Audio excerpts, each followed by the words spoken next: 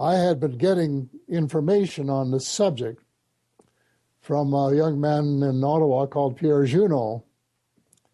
And I didn't know him personally, but he kept sending me this stuff. And I said, well, Pierre, I haven't got time to read it, which was true, I thought. And one day he sent me a copy of Colonel Corso's book. And so I said, well, that looks like a good read. I'll read it my summer vacation at the lodge, as we called it, a rental lodge, our little place in Muskoka.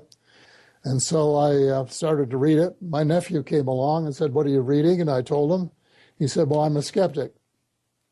And I said, well, you're entitled to be a skeptic. It's still a free country, more or less. And it's probably less now than it was then. And so he went home, and 2 days later, he phoned me and said, I was talking to the general, and I told him what you were reading. And he said, every word is true and more. Where can I get a copy of the book? So I told him.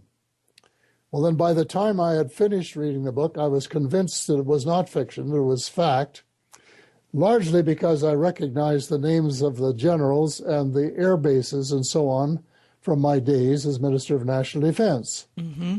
The subject was not unknown to me.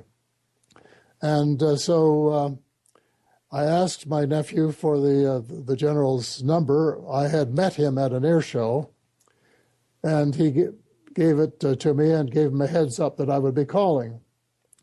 So I called him, and before I could even say, hello, how are you? He said, every word is true and more.